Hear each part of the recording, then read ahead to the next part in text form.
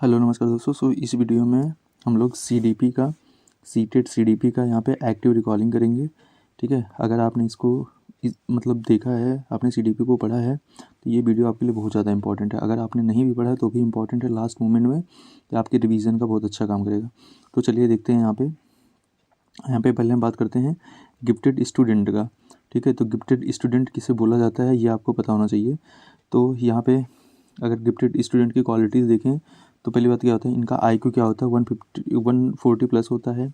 इनके अंदर high intellectual abilities होती हैं, क्रिएटिविटी और क्यूरियोसिटी होती है। ठीक है, जिज्ञासा होती है इनके अंदर, फ्लेक्सिबिलिटी इन एक्शन होता है, इनके एक्शन में फ्लेक्सिबिलिटी देखने को मिलता है, सेल्फ इफिशिएंसी एंड इंडिपेंडेंस होते हैं, and preferences for the challenge, और ये चैलेंज मतलब चैलेंज में भी ये प्रेफरेंस रखते हैं।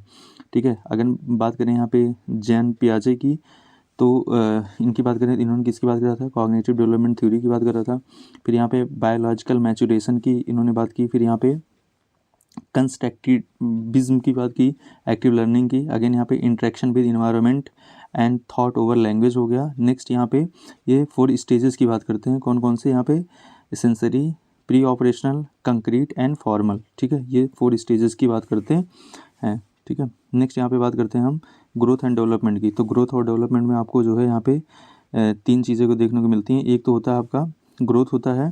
ठीक है, ग्रोथ में भी जो है 3 तरीके का होता है। यहाँ पे एक होता है स्ट्रक्चरल चेंज होता है, दूसरा होता है क्वांटिटिव होता है, तीसरा होता है एक्सटर्नल।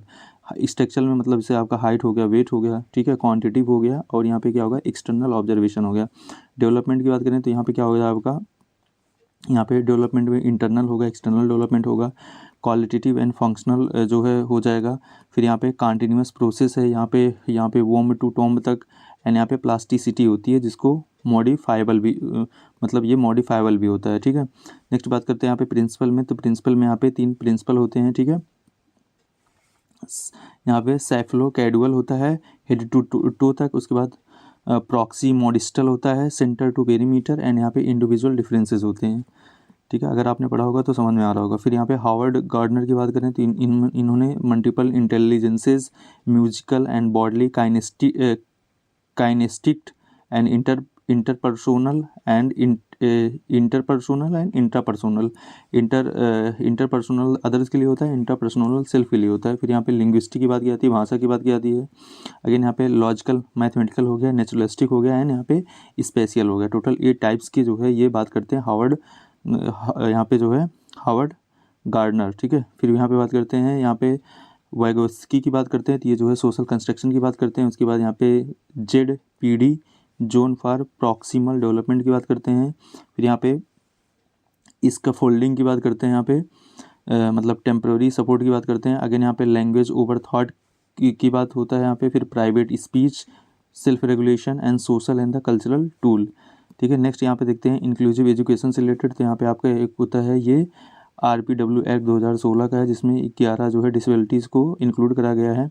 ठीक है, पहले शायद इसमें 16 डिसेबिलिटीज़ थी, और इसमें जो है 5 और ऐड किया गया था। फिर इसमें जो है इक्वलिटी और इक्विटी की बात होती है। फिर यहाँ पे इम्पैथी, अंडरस्टैंडिंग, फीलिंग होती है। इम्पैथी एक होता है ना, सिंपैथी, और एक होता है इम्पैथी। तो यहाँ पे इम्पैथी की बात की जा रही है।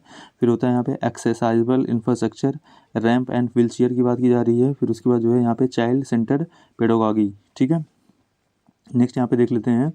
फिर आपका होता है यहाँ पे लॉरेंस कोहलबर्ग के अकॉर्डिंग, यहाँ पे ये मोरल डेवलपमेंट थ्योरी की बात करते हैं। इनके लेवल होते हैं pre conventional, conventional and post conventional. यहाँ पे 3 लेवल की बात की जाती है। फिर यहाँ पे हिंज डायलेमा इनका होता है, आपने पढ़ाई होगा। फिर यहाँ पे मोरल रीजनिंग होती है। फिर इनके क्रिटिक्स कौन है, ये जेंडर बायस होते हैं, किसके अकॉर्डिंग, कैरोल यहाँ पे गैलिगन के अकॉर्डिंग। ठीक है, गिलिगन के अकॉर्डिंग।